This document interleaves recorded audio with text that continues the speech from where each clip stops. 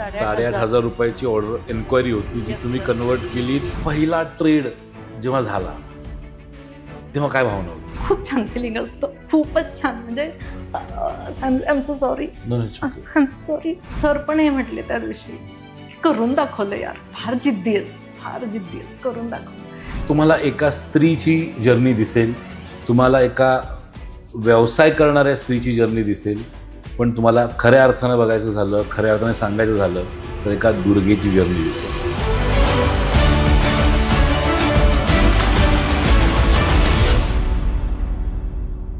नमस्कार, जय महाराष्ट्र. मी डॉक्टर ओंकार हरिमाळे.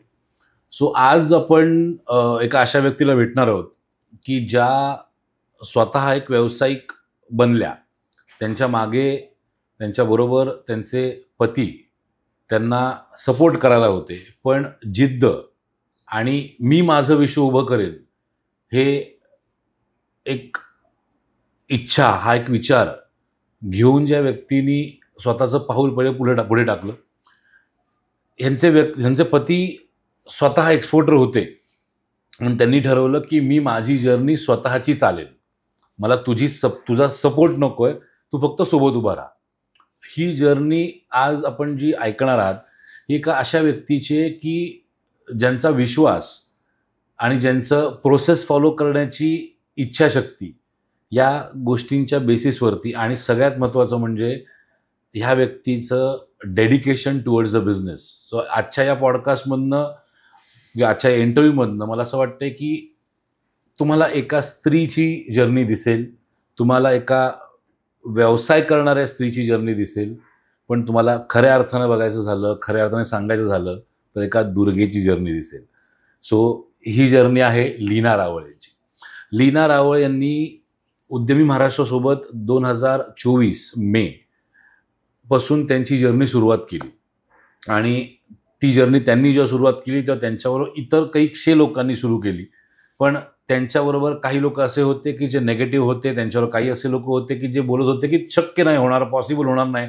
पण त्यांचा दृढ विश्वास होता की मी जी प्रोसेस फॉलो करते, मी जी सिस्टीम फॉलो करते, त्या सिस्टीमवरती माझा विश्वास आहे, आणि ते त्यांनी खरं करून दाखवलं. ते काय, कसं, हे त्यांच्याकडनं समजून घेऊ. So Leena madam, thank you very much. सगळ्यात महत्त्वाचं म्हणजे तुम्ही या इंटरव्ह्यूसाठी हो बोललात तुमच्या वेळेमधनं.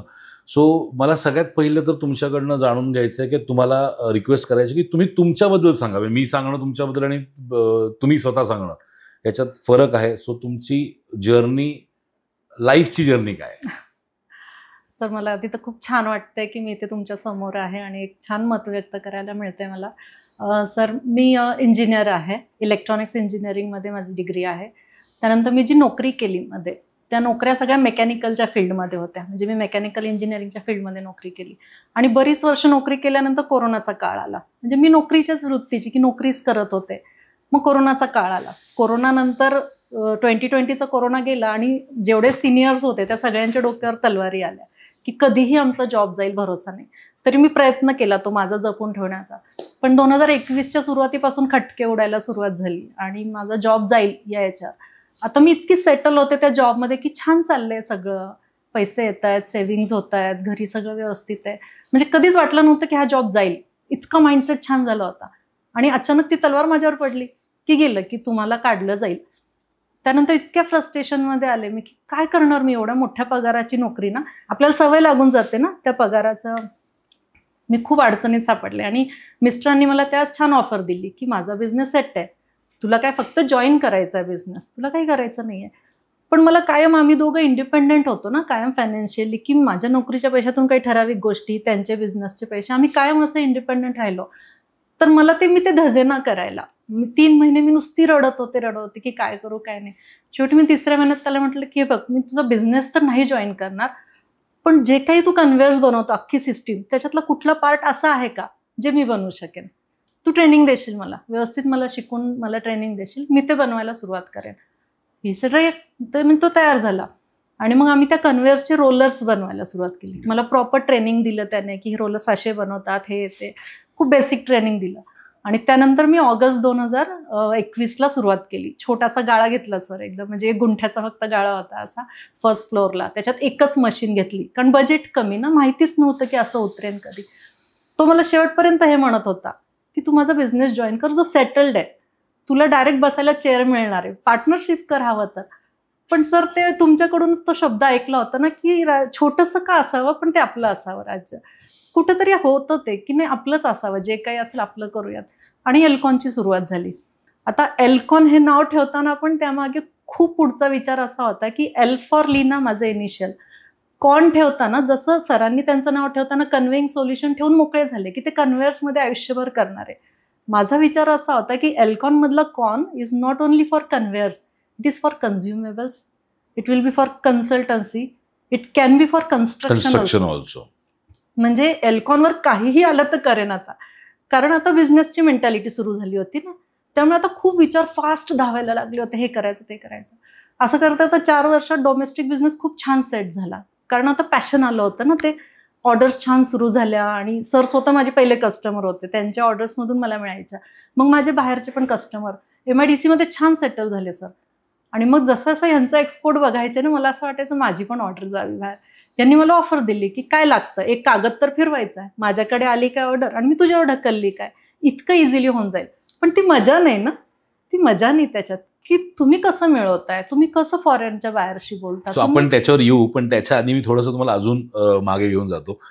एक्सपोर्टच्या जर्नीवर येण्यापूर्वी तुम्ही म्हणालात की तुमची नोकरी होती, किती पगार होता तुम्हाला? सर 30,000 होता ज्यावेळेस मला काढलं गेलं. ओके. ते कुठल्या वर्षाचं, कुठल्या सालचं आपण? 2021चा जून महिना. ओके. 2021ला 30,000 पगार होता, विच तुमच्या, मला असं वाटतं की माझं सेल्फ सफिशियंट. येस. तुमचं लहानपण कुठलं? मी पुण्याची सर. मी प्रॉपर पुण्याची. पुण्यात बोपोडी, आता जिथे मेट्रो स्टेशन आहे ना त्याच्या मागेच घर आहे माझं. ओके. मी प्रॉपर बोपोडीची.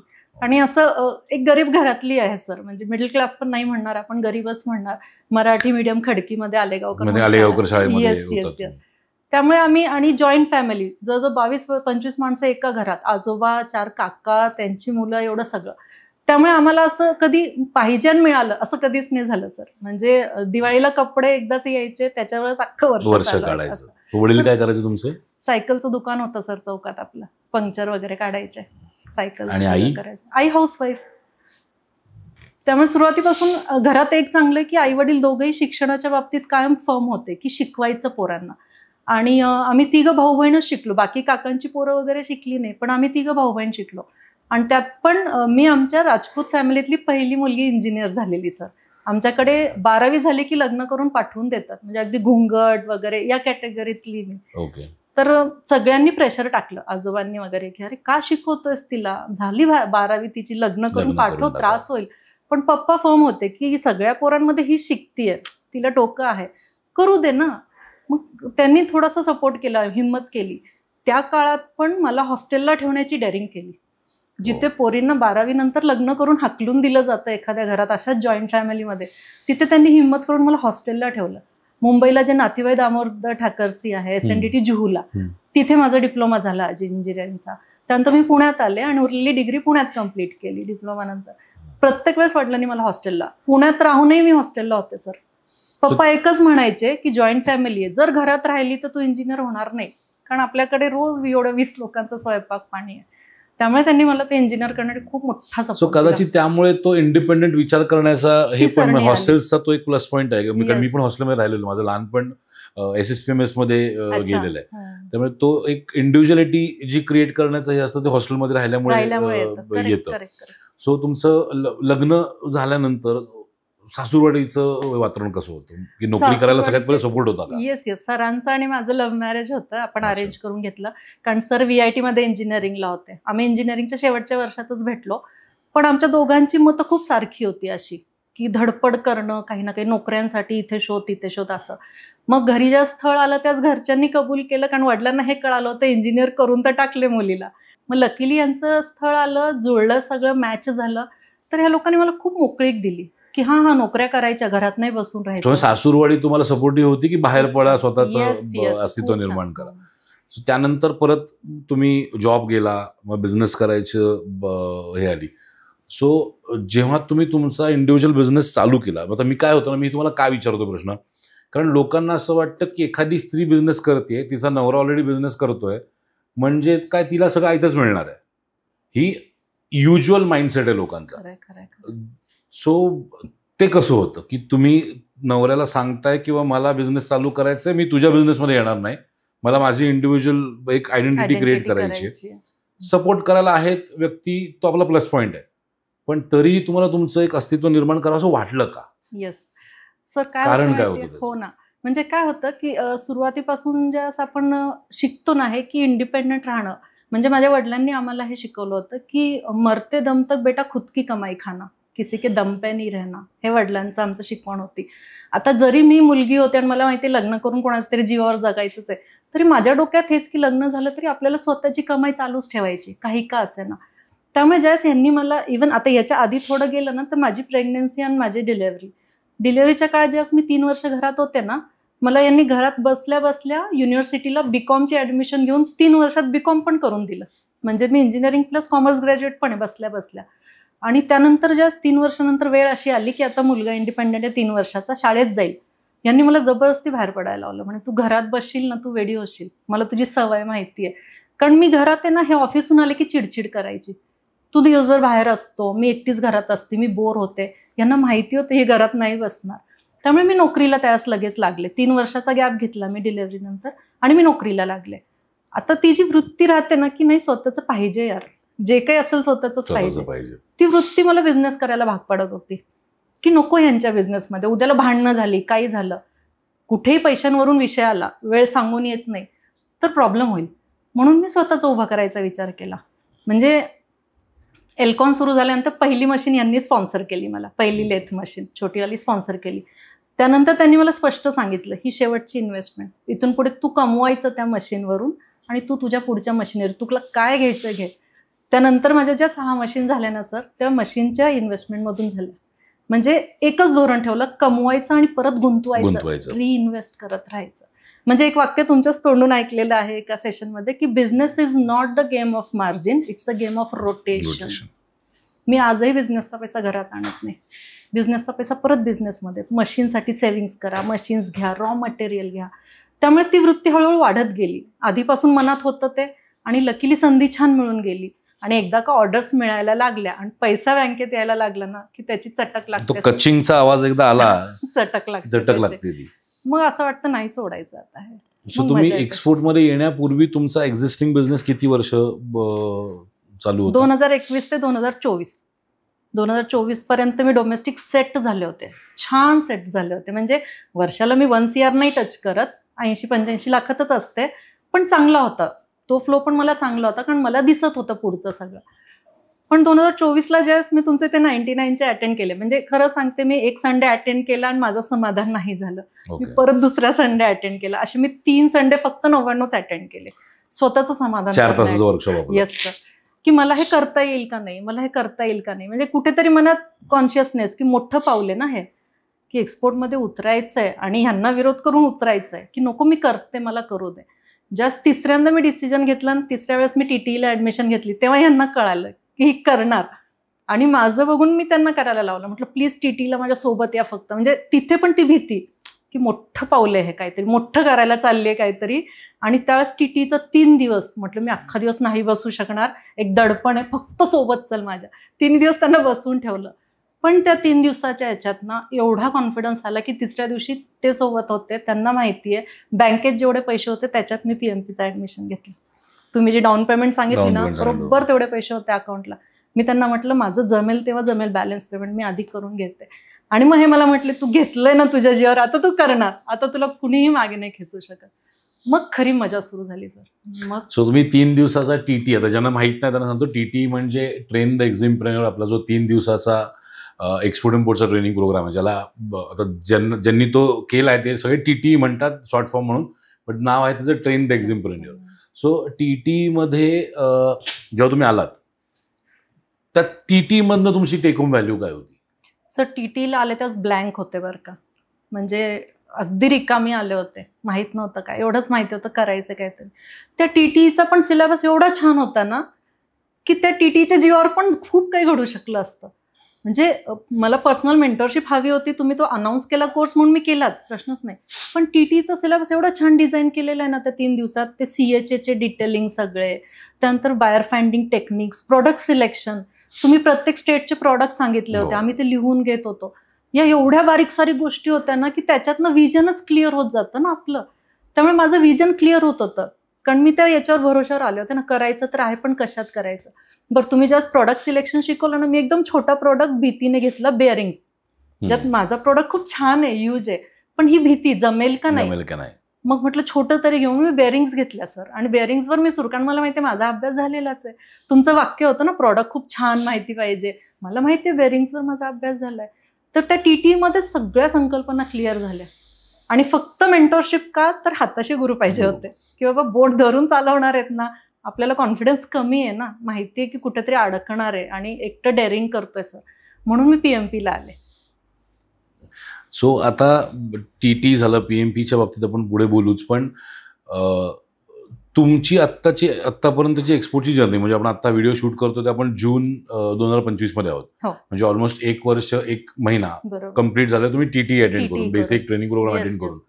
तेव्हापासून ते आतापर्यंत एक्सपोर्टमध्ये काय काय केलं तुम्ही, काय काय घडलं एक्सपोर्ट पॉईंट ऑफ व्ह्यू तुमच्या लाईफमध्ये? खूप छान घडलं सर, खूप गोष्टी चांगल्या झाल्या. एक तर मी प्रोसेस फॉलो करत होते. जे काही शिकवलं गेलं ना, मी लिहिते खूप, ॲक्च्युली मला लिहायची खूप सवय. तर संगीता मॅडम जे सांगायच्या ना, जरी ते समोर त्या म्हणायच्या स्क्रीनशॉट घ्या, फोटो काढा, पण मी लिहित बसायचे, माझ्याकडे लिहायची सवय. तर तुम्ही एक वर्कबुक दिलं होतं TT मध्ये, मी त्याच्यात लिहून काढायचे. सेम डे त्या प्रोसेस मी फॉलो करायचे. तर फरक कसा पडतो माहिती, की शिकलेलं ज्यावेळेस तुम्ही लगेच इम्प्लिमेंट करता त्यावेळेस त्याचा उद्या लक्षात राहतं आणि त्याचं हे पण होतं, बेनिफिट परिणाम होतो. तर मी ते ठरलेलंच होतं की बाबा शिकवतायत ना, त्या म्हणतायत ना ECGC ला जा, त्या हे म्हटल्या पण होत्या की ऑर्डर आल्यानंतर खरी गरज पडेल, पण व्हिजिट करा. मी चुपचाप निघून जाऊन व्हिजिट करून भेटून आले, फोटो काढला, व्हिजिटिंग कार्ड घेतलं, मॅडमना पाठवलं. माझं नॉलेज वाढत गेलं प्रोसेसमुळे, लगेच इम्प्लिमेंट केल्यामुळे. त्यामुळे जेव्हा करायची वेळ आली तेव्हा मी तयार होते ना, कारण मी व्हिजिट झाल्या होत्या. DGFT ला मी 2दा धक्के खाऊन आले, भेटीगाठी नाही झाल्या, परत फिरवलं स्वारगेटवाल्यांनी. पण हे घडतं, ती पण तुम्ही तयारी करून घेतली होती की हे होणार, काही ऑफिसेसमध्ये हे घडणार. पण पेशन्स आणि कन्सिस्टन्सी, काही हरकत नाही, जा म्हटले ना. म्हणजे मी सुरुवातीपासून हे तंत्र ठेवलं होतं की एकदा गुरुने सांगितलं ना, मग जर तर किंतु परंतु काही करायचं नाही, चुपचाप ऐकायचं. मी ती प्रोसेस फॉलो केली आणि मग जाणवत गेलं की इट वर्क्स. त्या प्रोसेस वर्क करत होत्या. म्हणजे एम्बसी डेटा, एम्बसीला मी मेल केले, मला रिप्लायज आले. रिप्लाय आल्यानंतर त्याच्यावर मी इंट्रोडक्शन लेटर छान बनवलं. जसं मॅडम म्हणत होते की आता ह्यांना त्यांच्या टाइम झोन प्रमाणेच मेल करा. मी ते टाइम झोनची लिस्ट करून घेतली, त्याप्रमाणे त्यांना मेल करत गेले. प्रोसेसच फॉलो केल्या फक्त. आता ज्यावेळेस माझं हे सुरू झालं ना, साधारण 1 सप्टेंबरच्या सुमारास मला पहिली एन्क्वायरी क्लिक झाली. आता व्हायचं काय, तुम्ही मे 2024 ला ट्रेनिंग घेतलं, तुम्हाला आणि जूनची बॅच मिळाली मला, PMP पर्सनल मेंटरशिप प्रोग्राम, तुम्ही जूनच्या बॅच मध्ये आलात आणि सप्टेंबरमध्ये तुम्हाला पहिली एन्क्वायरी जनरेट झाली. स्वतः त्या एन्क्वायरी बद्दल, कारण ती खूप एक्साइटिंग स्टोरी माझ्यासाठी पण. सो ती पहिली एन्क्वायरी कशी आली, ती प्रोसेस काय होती? सर मॅडम आम्हाला काय, त्यावेळेस तुमचं प्रोडक्ट होतं बॉल बेरिंग. म्हणजे मी सुरुवात बॉल बेरिंग पासूनच केली होती, कारण मला हे माहिती होतं की जमतंय नाही जमतंय असं. आता झालं काय, मॅडम आम्हाला म्हणायच्या सोशल मीडियावर ऍक्टिव्ह व्हा. त्या म्हटल्यातच तसे मी अकाउंट काढून घेतले. त्यांनी आम्हाला एक टाइम टेबल दिलं, ते टाइम टेबल माझ्या केबिनमध्ये अजूनही आहे. त्या म्हणायच्या या दिवशी हे पोस्ट करा, मी करायचे. मी त्याशी व्हिडिओज काढायचे, त्यासाठी पोस्ट बनवून ठेवायचे. एक मुलगी मी स्टाफमध्ये स्पेशल त्यासाठी ठेवली की तू याच्यावर कर, कारण मला ते फारसं जमत नव्हतं सोशल मीडिया असं, म्हणजे मी तेवढी सॅव्ही नाही आहे. मग तिला सांगायचे हे कर, ती करायची. आता त्यांनी सांगितल्याप्रमाणे तो अपीअरन्स किंवा तो प्रेझेन्स आला सोशल मीडियावर, आणि आपल्या लक्षात पण येत नाही आपण प्रसिद्ध होतोय. लिंक्डइनला त्यांनी आम्हाला सांगितलं की तुमच्या ज्या टार्गेटिंग कंट्रीज आहेत ना, त्यांना फॉलो करा आणि तुमच्या पोस्ट त्या कंट्रीच्या पेजवर टाका. आम्ही ते सुरू केलं आणि श्रीलंकेमधून मला पहिली एन्क्वायरी लिंक्डइनवरून आली. त्यांनी कनेक्ट पाठवलं, मी त्यांना लगेच व्हॉट्सअपला वगैरे घेतलं आणि तिथून सुरू झालं कम्युनिकेशन. आता त्यांची जी एन्क्वायरी होती ना, ती बेअरिंगचीच होती, कारण मी बेअरिंगच्याच जाहिराती केल्या, मी व्हिडिओ बेअरिंगचे बनवले, मी पोस्ट सगळ्या बेअरिंगच्याच टाकत होते, कारण कॉन्फिडन्स त्याच्या पुढे जाईना ना, प्रोसेस त्या प्रोडक्टला धरून सुरू होती. बेअरिंगची एन्क्वायरी आली, मी खूप खुश, सेलिब्रेशन केलं मी पार यांच्याजवळ की मला आली बाबा, म्हणजे म्हणतायत ते खरं आहे, त्यांनी जे शिकवले आणि ते म्हणतायत येतं, मला आलं, खरंच आलं. हे म्हटले कर, आता तुला जसं जमतंय कर. मी बेअरिंगची, त्यांना फक्त 2-3 बेअरिंग्स पाहिजे होत्या. बेअरिंग्स खूप छोट्या होत्या सर, म्हणजे बघायला गेलं तर फक्त $100 बेअरिंग होत्या. 8,000चा रेट. 8,000 रुपयाची ऑर्डर होती. आता माझ्या पद्धतीप्रमाणे तुम्ही जे म्हटले ना की तुमच्या काही गोष्टी खूप पक्क्या डोक्यात येतात की प्रॉब्लेम विचारा आणि त्या प्रॉब्लेमचं सोल्युशन द्या.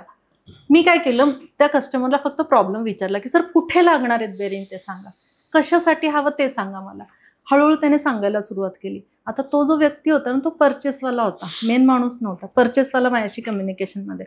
त्याने त्याचा प्रॉब्लेम सांगितला की आमच्या बेरिंग आमच्या कन्व्हेअरला, त्याने पण हलक्यात घेतलं की आम्ही बेरिंग खरेदी करायला आलो, आमच्या कन्व्हेअरला प्रॉब्लेम आहे. आता मी डीप विचारात गेले, सर प्रॉब्लेम कुठे आहे, ही बेरिंग जिथे लागते ना ती जागा जर ब्लॉक झाली असेल, तो शाफ्ट खराब झाला असेल ना तो खराब होईल सर. बेरिंग तर मी विकून देईन, मी बेरिंग विकण्यासाठीच आहे, पण तुम्ही ज्याच्यावरती बसवणार आहे तो जर खराब झाला असेल ना पुढे जाम होईल सर, त्याच्यानंतर ते जाम होईल, असं मी त्याला तोंडी एक्सप्लेन करत होते. सर प्रॉब्लेम लँग्वेजचा पण येत होता. तर हा बायर श्रीलंकेतला होता. हा, श्रीलंका. म्हणजे मी काही गोष्टी ऍक्शनने करून दाखवायची अशी की this will happen, it will jam, the shaft will broke, असं एक्सप्लेन करून सांगायचे वेळ. आता व्हायचं काय की बोलण्यात ना मी त्याला एकदा व्हिडिओ कॉलला इन्व्हाइट केलं. मी त्याला काय म्हटलं, सर तुमचा जो प्रॉब्लेम आहे ना मी तुम्हाला लाईव्ह दाखवला चालेल का, त्याच्यावरचं सोल्युशन लाईव्ह दाखवू का. He said yes. म्हटलं सर एकदा व्हिडिओ कॉल करा फक्त. त्याने मला 2-3 वेळा रिजेक्ट केलं की ओके आय विल चेक, बघतो, विचारून सांगतो. 3-4 दिवसांत तो हो म्हटला व्हिडिओ कॉलला. माझ्यासाठी ही संधी होती, खूप छान संधी होती, मला त्याचं सोनं करायचं होतं. मी ज्या दिवशी त्याचा व्हिडिओ कॉल होता त्या दिवशी मी खूप प्रिपेअर होते छान. आता सकाळी त्याचा 11 वाजता व्हिडिओ कॉल आला. व्हिडिओ कॉल ज्यावेळेस आला त्याचा जो प्रॉब्लेमचं सोल्युशन होतं ते खाली फॅक्टरीत होतं. म्हणजे I should be there in factory, मी फॅक्टरीत पाहिजे होते, मी माझ्या केबिनमध्ये होते. मी केबिनमध्ये व्हिडिओ कॉल घेतला आणि जाता आता त्याला मुद्दाम माझा स्टाफ दाखवतीये, डिपार्टमेंट दाखवतीये, ऑफिस दाखवतीये, प्रिमायसेस दाखवतीये. त्याला त्या सोल्युशनला नेईपर्यंत मी हे क्रिएट केलं, ही माझी फॅक्टरी, हा माझा स्टाफ. मी त्याला म्हटलं this is our design department, this is our, मी त्याला हे सांगितलं की माझ्याकडे डिझाईन डिपार्टमेंट आहे. मी इनडायरेक्टली सीडिंग करत होते की तुझ्या प्रॉब्लेमचं सोल्युशन इथून निघणार आहे, की बाबा मी नुसती बेरिंग विकणारी दुकानदार नाहीये, शॉपवाली नाहीये, मी फॅक्टरी घेऊन बसली. असं करत मी मागच्या जिन्याने खाली उतरले. तिथे त्याचा जे कन्व्हेअरचा प्रॉब्लेम होता तो त्याला लाईव्ह व्हिडिओ कॉलवर दाखवला की इथे प्रॉब्लेम आहे, इथे तुम्ही बेरिंग बदलाल, ह्याच्यानंतर हे अडकेल, त्याच्यानंतर ते, आणि तो बंद पडेल, आणि तो जो बंद पडला ना तो खूप मोठा खर्च येईल. आता त्या परचेसवाल्याला हे कन्व्हिन्स झालं सर, कारण आपण व्हिडिओवर त्याला एक्सप्लेन केलं आणि त्याचा प्रॉब्लेम त्याला दाखवून दिला की सर प्रॉब्लेम तिथे आहे, तुम्ही एक बेरिंग घेऊन काही होणार नाही. आता तो सिरियस झाला. त्यानंतर त्याचे सिनियर्स बोलायला लागले हळूहळू. म्हणजे आता मल्टिपल लोक आले, हे व्हिडिओ कॉल अजून 2दा झाले की परत दाखवा बरं, एकदा परत नेऊन दाखवा बरं. एका व्हिडिओ कॉलमध्ये मजा कशी आली, त्यांच्याकडचा जो ऑपरेटर होता ना तो वेगळ्या भाषेत बोलत होता, त्याला इंग्लिश कळत नव्हतं. ओके. आणि तो जे बोलत होता ते मला समजत नव्हतं, आणि जो परचेसर होता तो इंटरप्रिटरचं काम करत होता, त्यामुळे त्याला त्याचं कळत होतं, तो मला किती सांगत होता. मी फक्त त्याला विचारलं सर तो कुठली भाषा बोलतोय, कुठली लँग्वेज आहे, तर तो म्हणला इट इज तुलू. आता मला हे कळलं आपल्याकडे साऊथमध्ये तमिळ तेलुगू सारखी तुलू म्हणून एक भाषा बोलली जाते. मला लगेच आठवलं की आपल्याकडे पण एक सेल्सचा माणूस आहे जो साऊथचा आहे, फारसं त्या भाषेचं मला नॉलेज नाही. मी लगेच वरती सरांना फोन केला, म्हटलं अरे ते आले असतील, त्यांना जर खाली पाठवतो का. लगेच तो माणूस खाली आला, आपण त्यांची भेट घालून दिली आणि त्यांचा तो प्रॉब्लेम त्याच्या भाषेत सॉल्व्ह केला. कारण ऑपरेटर खुश झाला ना की आता मला मनासारखं बोलता येतं, इतका वेळ ते इंग्लिशमध्ये. आता तो ओपन अप झाला आणि त्याने तो प्रॉब्लेम डिटेलमध्ये सांगितला सर. आता मी त्यांना सांगितलं की प्रॉब्लेम बेअरिंगचा नाहीच आहे, प्रॉब्लेम दुसरीकडे सर, तुमच्या कन्व्हेअरला प्रॉब्लेम आहे जो खूप जुना झालेला आहे, हा अख्खा एलिव्हेटर पडेल जर तुम्ही हे असं करत गेलात. मग त्यांनी सोल्युशन विचारलं, can you give the solution. म्हटलं yes sir, in return I can give you. नंतर त्यांनी आम्हाला ऑफर मागितली. आता सर मी ती जी ऑफर दिली ना ती अख्ख्या कन्व्हेअरची होती, ज्याची व्हॅल्यू $11,500 पर्यंत गेली. म्हणजे साधारणपणे 8.5 लाख. हां, 9 लाखाच्या आसपास, बरोबर आहे. आता हे कन्व्हिन्स करायला वेळ गेला. ऑर्डर आली होती $8,500 रुपयाची. रुपयांमध्ये समजा लोकांना समजायला थोडंसं बळ जाईल. 8,500 रुपयाची ऑर्डर एन्क्वायरी होती जी तुम्ही कन्वर्ट केलीत 8.5 लाखामध्ये. सर केवळ एकच थीम धरली की त्याला त्याच्या प्रॉब्लेमचं सोल्युशन द्यायचं आहे. नुसती बेरिंग विकून मोकळी झाली असते सर, एक्सपोर्ट झाला, मी खुश झाले असते, तुम्हाला सांगून दिलं असतं. पण तुमची जी थीम होती की त्याला प्रॉब्लेमचं सोल्युशन हवं, नुसतं प्रोडक्ट विकू नका. मग आपण त्याला ते ऑफर कन्व्हिन्स करून दिली, व्यवस्थित समजून सांगितली. आता पुढचा प्रॉब्लेम होता बायर व्हेरिफिकेशनचा, की बायर अननोन जेन्युइन आहे की नाही. एक्झॅक्टली. म्हणजे आता खरं ACGCचा उपयोग होणार होता आपल्याला. पण लकीली सरांचे कस्टमर श्रीलंकेतले आहेत. म्हणजे सरांचं ऑलरेडी श्रीलंका, तुर्की, फिलिपाईन्स, इंडोनेशिया त्यांचे चालूच असतात. मग मी सरांना म्हटलं, तुमचा जो श्रीलंकेतला माणूस आहे त्याला जर रिक्वेस्ट केली की फक्त ह्या कस्टमर कोण आहे आणि कसा आहे व्हेरीफाय करून बघा. व्हेरीफाय करून दे. लकीली जो कस्टमर माझा होता ना, तो खूप फेमस होता तिकडचा, म्हणजे जसे आपल्याकडच्या मोठ्या मोठ्या कंपन्या, तसा तो तिकडचा खूप ह्यूज कस्टमर होता. त्यामुळे आम्हाला खूप पॉझिटिव्ह रिस्पॉन्स समोरून आला. म्हणजे व्हेरिफिकेशन हे फिजिकलच झालं, म्हणजे ECGCची प्रत्यक्षात गरज नाही पडली, पण फिजिकल व्हेरिफिकेशन झालं की येस ही जेन्युइन आहे, बिनधास्त करा यांच्यासोबत. मग आपण त्यांना फॉलोअप सुरू केले, मग निगोसिएशन हे ते सगळं करून फायनली ती ऑर्डर माझ्याकडे यायला जानेवारी उजाडला सर. पण ह्या सगळ्यामध्ये ना तुमची कन्सिस्टन्सी, बऱ्याच वेळा लोक मी बघितले की ज्यांनी तुमच्याबरोबर काम चालू केलं मे महिन्यापासून किंवा इवन पर्सनल मेंटरशिपमध्ये जूनमध्ये आले, त्यांनी नोव्हेंबर, ऑक्टोबर, डिसेंबर येता येतात जीव सोडले म्हणजे किंवा ठीक आहे नाही होते, मी बाहेर चालले, दोघं तिघांचे बोलणं चाललंय, नाही होते, सोडून दिलं. तुमच्या केसमध्ये मला ते एक जाणवलं की ती कन्सिस्टन्सीकडे डेडिकेशन तुमचं जे राहिलं होतं, कारण आपलं पण बऱ्याच वेळा त्यावेळेस कम्युनिकेशन होत होतं, मी आपल्या कन्सल्टंट्सकडनं फीडबॅक घेत होतो. सो ती consistency is what paid you of. Exactly. So पहिला ट्रेड जेव्हा झाला तेव्हा काय भावना होती? बापरे सर, शब्दात नाही सांगता येणार. म्हणजे जानेवारीला ती ऑर्डर क्लिक झाली आणि 3 महिने लागले बनवायला, कारण प्रोजेक्ट होता ना आता अख्खा. म्हणजे आधी तर विश्वास नाही, परचेस ऑर्डरवर एवढा मोठा डॉलरचा आकडा बघून फक्त विश्वास नाही, म्हणजे रडणं झालं, हसणं झालं, सगळं झालं ते. आणि मग त्यानंतर ती प्रोडक्शन सुरू, प्रत्येक स्टेपला ही धडधड ना, की बापरे पहिली ऑर्डर आहे, सगळीकडे जीव मुठीत धरून कामं करायची आहे, ती क्वालिटी द्यायची आहे. आणि काय होतं माहिती नाही, पण ज्या दिवशी तो डिस्पॅच होता ना संध्याकाळी, त्या दिवशी सकाळी 1 to 1 मी तुम्हाला भेटले. त्या दिवशी तुम्ही पुण्यात 1 to 1 आले होते. नंतरच्या बॅचचे लोक लाईन लावून होते. मी सकाळी लवकर येऊन नंबर लावला अजिंक्यकडे, म्हटलं मला सरांना आज थोडा वेळ का होईना, 5 मिनिटं, मी 5 मिनिटच भेटले सर, हे सांगायला की सर आज तो दिवस आहे, येस आज डिस्पॅच आहे. आणि त्याच दिवशी संध्याकाळी डिस्पॅच होता, व्यवस्थित ट्रक लोडिंग झालं. म्हणजे मी एक्सवर्क्स दिली होती प्राइस, मला FOBचं टेन्शनच नको होतं. म्हणजे पहिली डील असल्यामुळे मी खूप सेफ खेळले सर, 100% ॲडव्हान्सवर खेळले की नवीन कस्टमर. माझा पुढचा प्रश्न तो तुम्हाला, ठीक आहे तुम्ही ते सांगा, एक्सपिरियन्स सांगा की तो पहिला जेव्हा कन्साइनमेंट डिस्पॅच झाली, कंटेनर लोड झाला, ते काय होतं त्यावेळेस? सर खूप अमेझिंग फिलिंग असतं, ज्यावेळेस आपण वर्षभर लढलेलो असतो त्या गोष्टीसाठी आणि खूप तडफड केलेली असते अशी मस्त, खूप छान फिलिंग असतं, खूपच छान. म्हणजे आय एम सो सॉरी, मी तशी कमजोर नाही पडत कधी सर. ती जी भावना असते ना की केलं यार, करून दाखवलंस, असं आहे. मी बिझनेसमध्ये उतरले ना ज्या वर्षी, त्या वर्षी मी हे लिहून ठेवलं होतं माझ्या हातावर, आय एम अनस्टॉपेबल. मला फक्त हे प्रूव्ह करायचं होतं. आणि मला सर पण हे म्हटले त्या दिवशी, करून दाखवलं यार, फार जिद्दी आहेस, करून दाखवलं. म्हणजे मी स्वतः ते गाडीची कागदपत्र त्या ड्रायव्हरच्या हातात दिली. म्हटलं भैया सही सलामत पहुंचाना मेरा पहला टाइम. म्हटलं हाँ मैडम जी, हम तो हमेशा करते. म्हटलं भैया आप हमेशा करते हो, मेरी पहली टाइम आहे. आणि हे जे फिलिंग असतं ना, म्हणजे मी प्रत्येकाला सांगेन, पेशन्स ठेवा, कन्सिस्टन्सी ठेवा, यश मिळतं, सोडायचं नाही. फक्त ती भावना पाहिजे की आपण सोल्युशन देतोय आणि चांगलं करतोय, नुसतं प्रोडक्ट विकून मार्जिन नाही कमवायचं. आज लकीली माझी ती 8,000ची ऑर्डर 8 लाखामध्ये आली. ज्यावेळेस मला त्या ॲडव्हान्स आल्या त्यावेळेस डॉलर रेट खूप चांगला होता, मला 9.47 आले. क्या बात आहे. म्हणजे येताना पण जास्तीचे आले. आणि ते आल्यानंतर लगेचच काही दिवसात ड्युटी ड्रॉबॅक 14,500 येऊन गेला.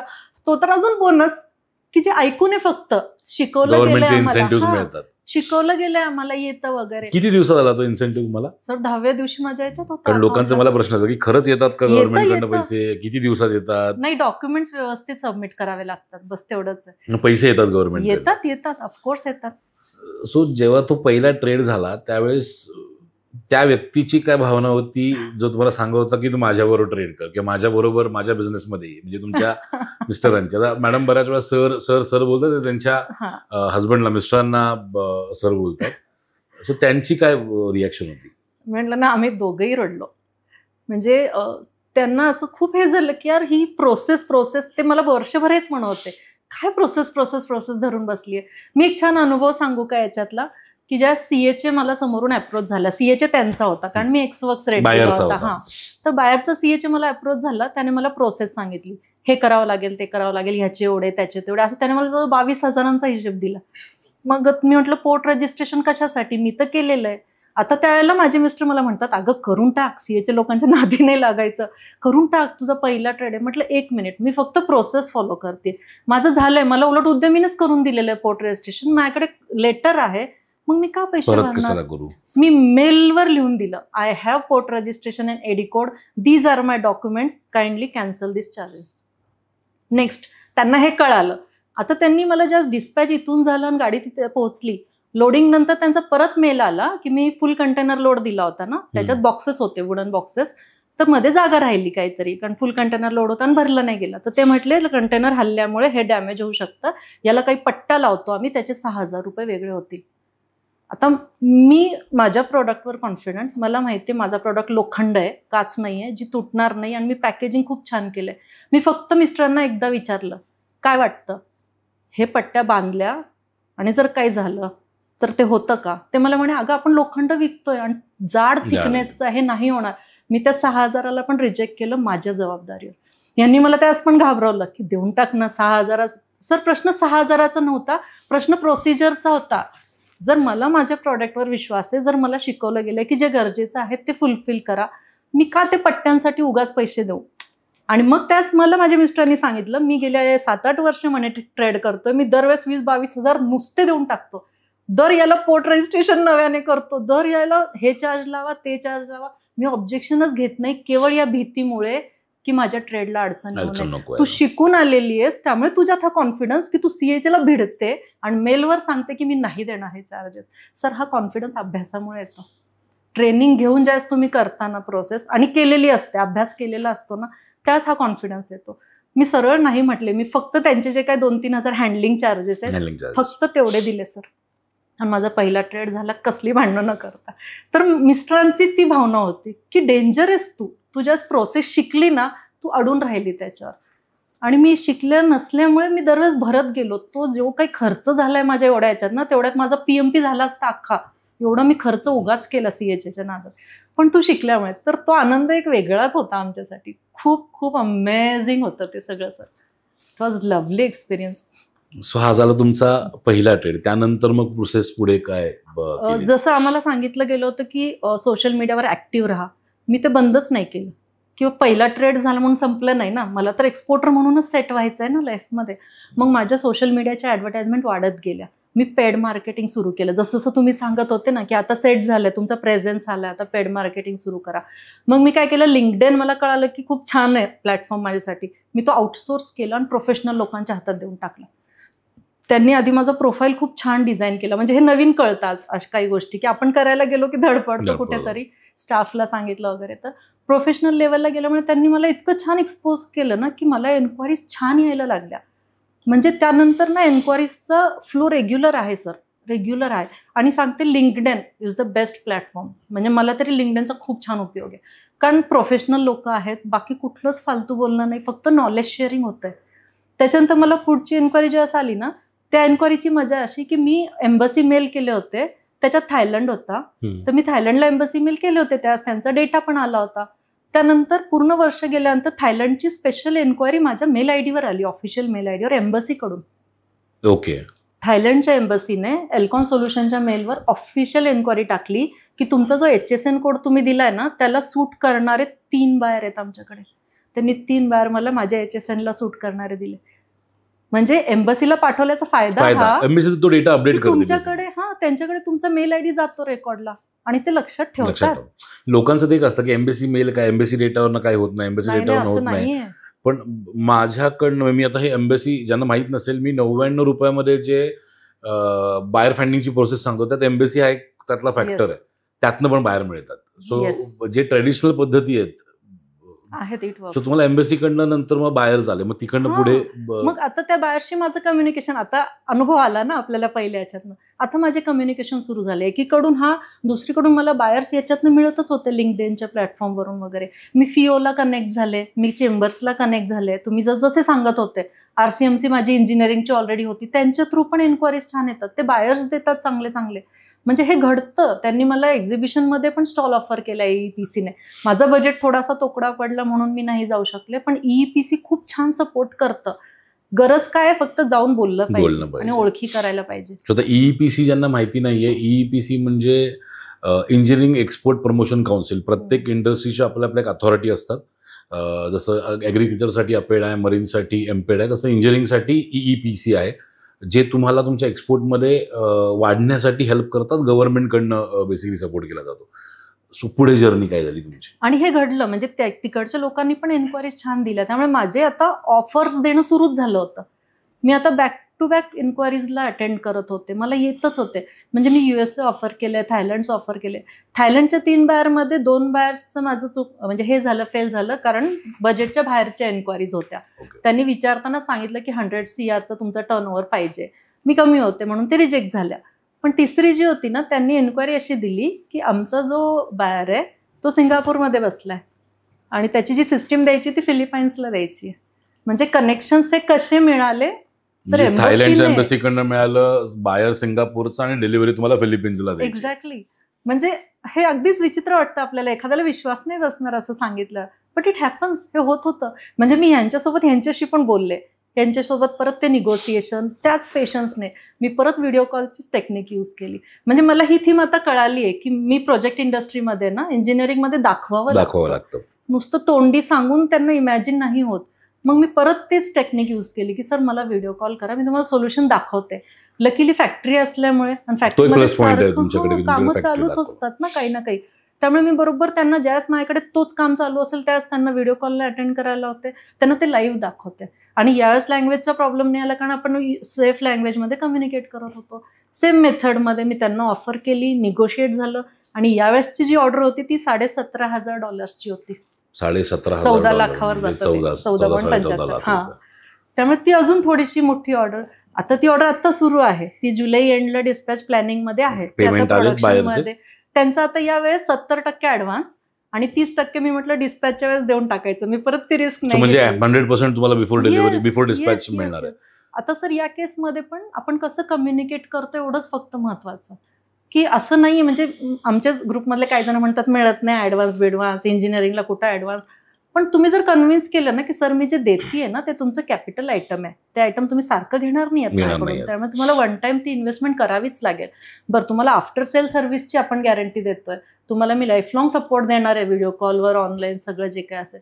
तर समोरच्याला तो कॉन्फिडन्स दिला की देतो ना. माझा पुढचा प्रश्न तोच होता. लोकांचं असं असतं की एखादा नवीन एक्सपोर्टर असेल तर त्याला बायर ऍडव्हान्स देत नाही. तुमच्या पहिल्या ट्रेड पासून तुम्ही ऍडव्हान्स घेताय, तर ते कसं काय केलं तुम्ही? असं हे एक्सप्लेन केलं फक्त आपली जेन्युनिटी प्रूव्ह करण्यासाठी. आपण त्यांना जे सोल्युशन देतोय ना ते किती जेन्युइन आहे आणि ते त्यांच्या किती कामाचं आहे हेच फक्त आपण फोकस केला, की याच्यात माझा फायदा नाही आहे. तुम्ही बेअरिंग म्हणाल, मी बेअरिंग विकून मोकळी होईन, अडकणार तुम्ही आहात, तर तुमचाच प्रॉब्लेम कसा सॉल्व्ह होतोय. म्हणजे त्यांचे पेन पॉईंट्स, तुम्ही जसं म्हणता तसं ते पेन पॉईंट्स हेरले आणि त्यांनाच कबूल करायला लावलं. हे बरोबर आहे ना, मी हे जे सोल्युशन देते हे पटतंय ना तुम्हाला, म्हणजे मी बळजबरी तुमच्यावर बर्डन नाही टाकत आहे. तुम्ही माझ्याकडून घ्या, कोणाकडून पण घ्या, पण हे घेणार ना तुम्हाला कुठून तरी घ्यावंच लागणार आहे. मग मी तुम्हाला ती ऑफर करते. आणि एक फायदा कसा होतो, मी नवीन एक्सपोर्टर असल्यामुळे ना माझे ओव्हरहेड्स कमी आहेत, माझ्या डोक्यावर खर्च कमी आहेत, त्यामुळे मला फार मार्जिन नाही लावावं लागत. त्यामुळे लोकांना समजा खूप मोठ्या फॅक्टरीत, म्हणजे इव्हन आता माझ्या मिस्टरांचं खूप मोठं आहे, त्यामुळे त्यांना मार्जिन जास्त ठेवावं लागतं. त्यांचे ओव्हरहेड्स जास्त आहे, त्यांचं स्टाफ जास्त आहे, त्यांना खर्च जास्त आहे. मला स्टाफ कमी, माझं ऑफिस छोटं, मला रेंट, माझे सगळे खर्च कमी, आपोआप मी कमी रेटमध्ये देऊ शकते. हे मला कळालं. बरं, मार्केटिंग आपण स्ट्रॉंग ठेवलं होतं. आपण त्यांना म्हटलं सर्च करा कुठेही आपल्याला, आपण सोशल मीडियाला दिसतच होतो. या 1 वर्षभरात मी एक काम अजून केलं की वेबसाईटला सर्च इंजिन ऑप्टिमायझेशन SEO केलं आणि मी वर आले. त्यामुळे सर्च केलं की आता एल्कॉन आपोआपच दिसतं. त्यामुळे आता समोरचा बाहेर कुठेही शोधलं तरी त्याला मी दिसतीच आहे, त्याला मी सोशल मीडियाला दिसतीये, त्याला कुठेतरी माझा व्हिडिओ दिसतोय, युट्यूबवर दिसतोय, वेबसाईट दिसतीये, त्याला विश्वास बसणारच ना सर. तुम्ही तुमची जेन्युनिटी प्रूव्ह केली आणि त्यामुळे इन शॉर्ट थोडक्यात सांगलं तर जेन्युनिटी प्रूव्ह करणं, प्रोडक्ट त्याला एक्सपेक्टेड आहे ते देणं, त्याच्या एक्सपेक्टेड कॉस्टमध्ये तरी बसवायचा प्रयत्न करणं आणि पैसे ठोकून मागणं. So this is the perfect strategy to go ahead. दुसरा एक प्रश्न बऱ्याचशा लोकांकडनं येतो की आम्ही नव्याने चालू करतोय, तर आम्ही या बिझनेसकडे कसं बघायला? जो तुम्हाला जे तुमच्या ज्या ठिकाणी 2024 मे पूर्वी तुम्ही होतात, की इंडस्ट्री एंटर करायचा विचार करत होतात, जमेल की नाही माहीत नव्हतं, करता येईल की नाही माहीत नव्हतं, पण कुठेतरी डोक्यात होतं करायचंय. किंवा असे काही लोक असतात की बाबा व्यवसाय उभा करायचा पण तो कसा करायचा माहीत नाही, कुठला करायचा माहीत नाही, जमेल स्वतःला की नाही माहीत नाही. त्यांना ॲज अ सक्सेसफुल एंटरप्रेन्योर तुम्ही काय सांगाल? सर एकच महत्त्वाचं मी सांगेन की ट्रेनिंग घ्या आणि शिकल्याशिवाय काहीच करू नका, कशात उतरू नका. कुठल्याही नवीन याच्यात उतरायचं ना त्याचं प्रॉपर ट्रेनिंग घ्या. म्हणजे मी नोकरी सोडून डोमेस्टिकमध्ये उतरले तेव्हा पण मी ट्रेनिंग घेतली. नुसतीच उडी नाही मारली बिझनेस सुरू करायचा म्हणून. प्रत्येक मशीनची माहिती घेत गेले. तसंच एक्सपोर्टच्या वेळेस मला जी धाकधूक होती होईल का नाही होईल का नाही, मी प्रॉपर मेंटॉर धरला, मी प्रॉपर कोर्सेस केले आणि ती सिस्टीम फॉलो केली. त्यामुळे माझं प्रत्येकाला हे सांगणं आहे की आधी शिका बाबा, असं अंधारात उडी नका मारू. प्रॉपर ट्रेनिंग घ्या, प्रॉपर कोच करा आणि त्या प्रोसेस सगळ्या फॉलो करा, मग सक्सेस मिळतच सर. आता आपण ऑलमोस्ट शेवटाकडे आलोय. मला एक तुम्हाला विचारायचं आहे ते म्हणजे तुमच्या आयुष्यात उद्यमी महाराष्ट्र काय आहे? सर खूप छान प्रश्न आहे, खूप छान प्रश्न आहे सर. उद्यमी महाराष्ट्र नसताना मी नसते एक्सपोर्टर झाले, म्हणजे मी नाद सोडून दिला असता. म्हणजे त्यावेळेस ते 99च्या वेळेस जी माझ्या मनात एक इन्सिक्युरिटी होती, करू का नाही करू का नाही करू का नाही, मला इतकं प्रॉपर म्हणजे हे लिहिलेलं होतं कुठेतरी, हे प्राक्तन होतं माझं की माझं तिथे जाणं, त्या कोर्समधून मी PMPला जाणं, PMPमध्ये तुमच्याशी भेटीगाठी होणं, संगीता मॅडम आमच्या नशिबात येणं, या गोष्टी अक्षरशः विधिलिखित असल्यासारख्या समोर येत होत्या. आणि इतका मोठा रोल आहे ना की म्हणजे असं नुसतं एक्सपोर्ट असं नाही, तर माझी ओव्हरऑल पर्सनॅलिटी डेव्हलप झाली. तो कॉन्फिडन्स आला. जसं तुम्ही म्हटले की चेंबर्सला, मराठा चेंबर ऑफ कॉमर्सला कनेक्ट करा. आज त्यांना कनेक्ट झाल्यामुळे पण माझ्यात खूप गोष्टींचा फरक आला आहे. म्हणजे लेडीज कसा करतात, आपण एक लिमिटेड विचारच जगत असतो नाही का, की एक छोट्याशा ह्याच्यात सर्कलमध्ये. तो विजन ब्रॉड झाला. तुम्ही मध्ये मध्ये मेडिटेशनचे आमचे काही घेतले होते, त्याच्यात पण रडताना जाणवलं हे की नाही नाही हे घडतं. तुम्ही म्हटले माफ करा लोकांना, जे तुमचं जुनं आहे आठवा त्यांना आणि त्यांना माफ करून द्या, सोडून द्या. सर एक्सपोर्टच्या ट्रेनिंगमध्ये काय गरज आहे खरं कोणाला एवढं शिकवायची? म्हणजे तुम्ही खूप जास्त देताय गरजेपेक्षा असं, किंवा ओव्हरऑलच घडवणं किंवा एक व्यक्ती म्हणून घडवणं, चारित्र्य घडवणं, ह्या गोष्टी खूप महत्त्वाच्या आहेत. या घडत गेल्या आपोआप. म्हणजे आज ज्यास आम्ही सगळे भेटतो आणि माझ्याकडून छान सांगितलं जातं, हेल्प केली जाते.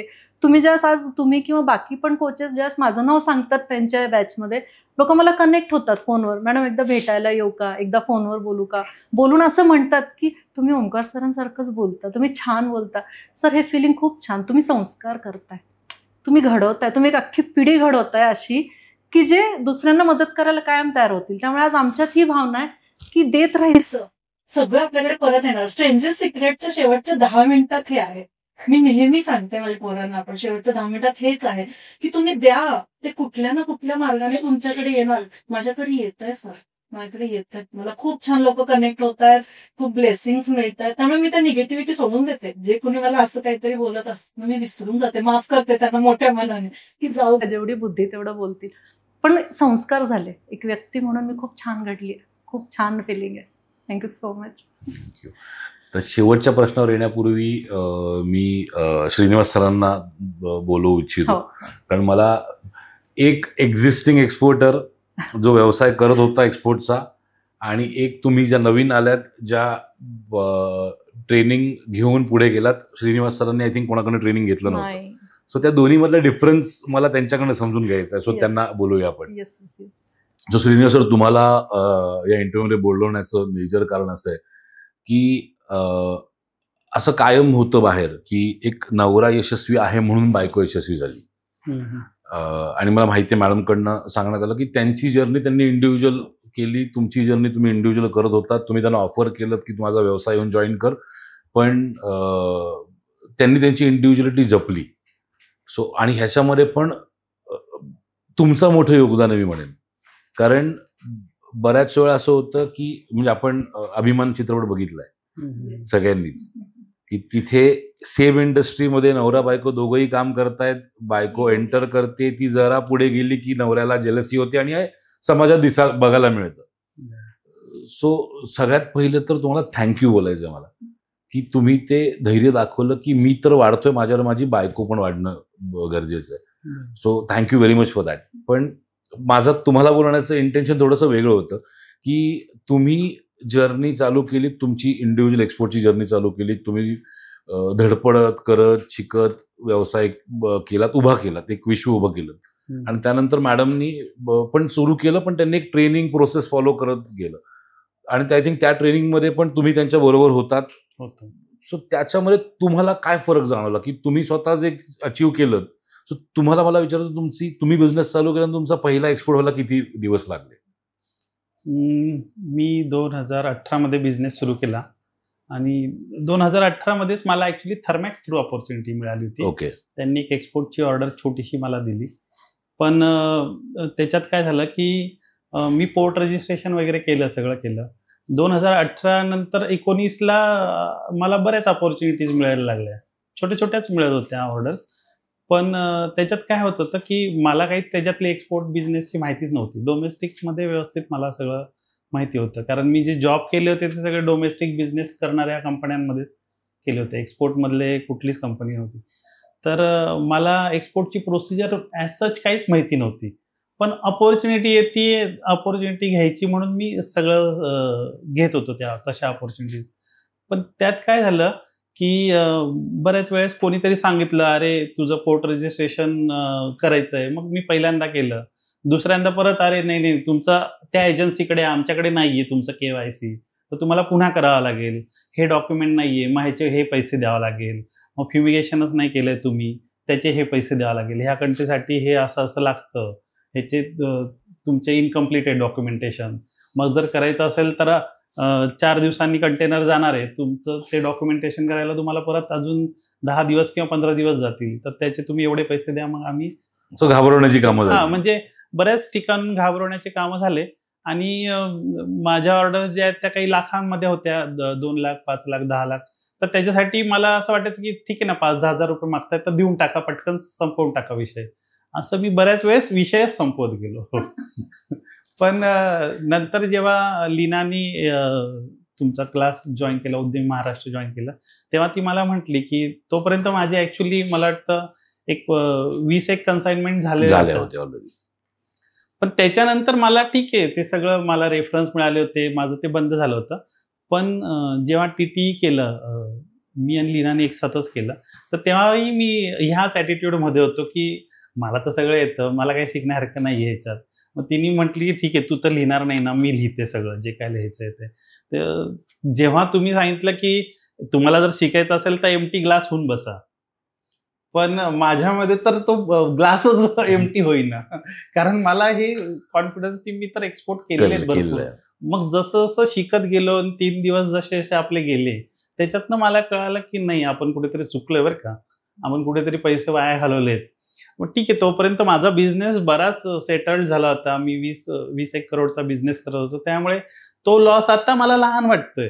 पण ॲक्च्युली जेव्हा जो शिकणारा व्यक्ती आहे त्याच्यासाठी खरं तर तो लॉस पण मोठा वाटतो. आणि तो लॉस जर सहन करायचा नसेल तर मला असं वाटतं की त्याच्यापेक्षा कमी पैशात जो लॉस होतो, त्याच्यापेक्षा कमी पैशात नक्कीच ट्रेनिंग होतं आपलं. तुमचे कोर्सेस जे आहेत त्याच्यात ज्या फीज आहेत त्या तर म्हणजे अगदी नगण्यच वाटतात मला. जेव्हा पूर्ण क्लास झाला तेव्हा आपल्याला असं वाटतं की एवढ्या पैशात एवढं काही मिळालं. तर ही जी भावना निर्माण होती ना, त्यासाठी क्लासच करावा लागतो.